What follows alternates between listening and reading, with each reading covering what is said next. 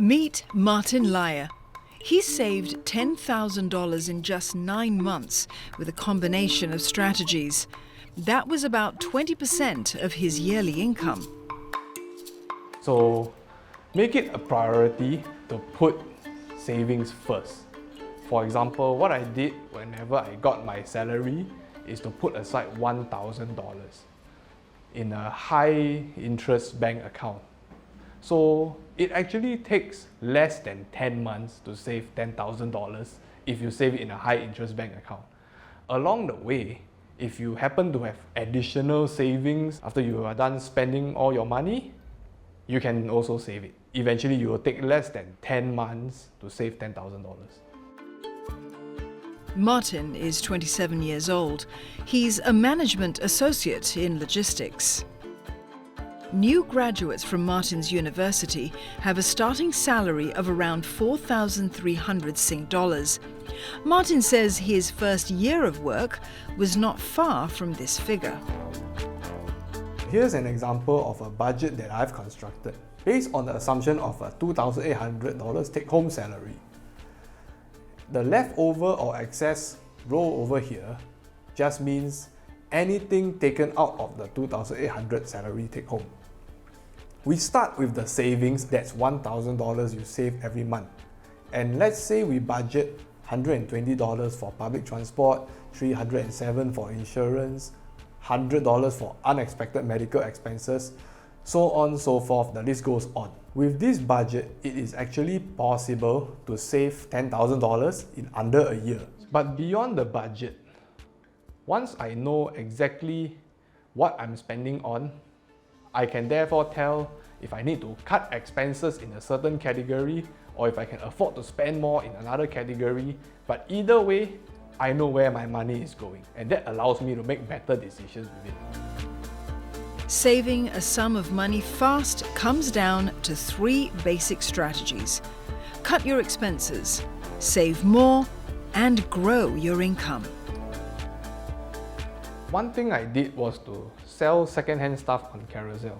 Recently, I've been tidying up my house. I found a lot of second-hand stuff, and I just listed them on Carousel after the advice of a friend. I was surprised at how many people were willing to buy my stuff at second-hand price. So that's a little bit of extra income for me, which of course, I end up saving it. When it comes to cutting expenses, Martin has it all planned out.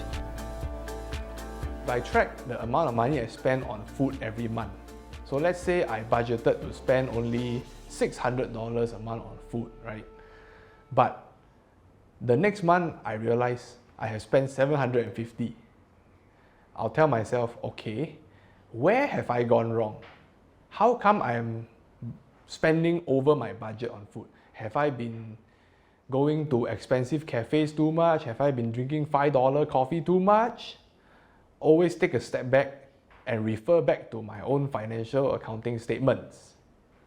If I know where I am underperforming, I can take the necessary steps to address it.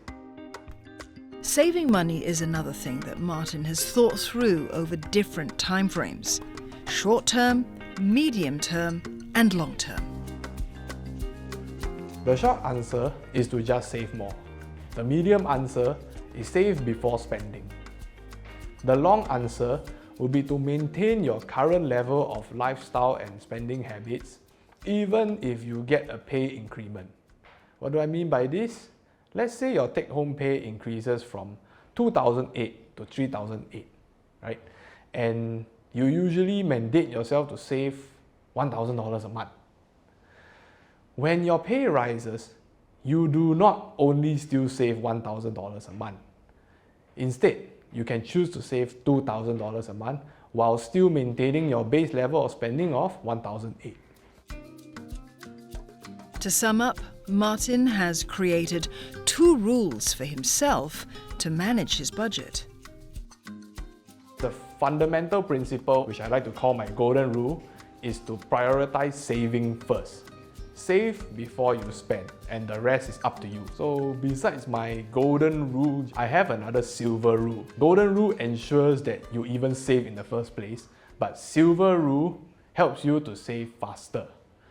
And the silver rule is to always have visibility on your finances. Personally, I built an Excel dashboard based on what I learned in school, in accounting class specifically, in order to track where I am spending my money and what am I spending it on and how much am I spending. Drawing up a budget also helps you break down a big goal, like saving $10,000, into more achievable targets. The tip that I have is to actually start small, because when you start small, you can actually see the horizon of how much you are saving. For instance, if it's $10,000, I'm saving for my wedding, in a year's time, I can count backwards and look at how much I can save to that amount within 12 months. So starting small is actually a good way to save money. The other tip is to build a roadmap as you start small, because it helps you see how much you are actually saving and where is the end goal. For a fresh graduate, it's really exciting times because you get to get your first paycheck. To many, it's the first time they are exposed to being able to spend money without their parents controlling them. So it's very natural for them to feel the urge to want to spend money, want to spend on themselves. So for that group of people, they may end up overspending. So that is also something that young fresh graduates will deal with. They feel the social pressures to actually want to commit to their friends. For Gen Zs like Martin, the challenge is finding that tricky balance between spending wisely and saving for the future. You can spend, but you need to spend wisely. Do not ever go into stingy Scrooge mode where you try to save every single penny that comes into your wallet. Don't do that. But at the same time, don't overspend. There has to be a balance. One of my professors at SMU gave me a piece of advice, like he does to all his students. He said, when you get your first paycheck, spend it however you wish. But starting from the second paycheck onwards, start to be prudent and start to be balanced. Manage your finances well from then on.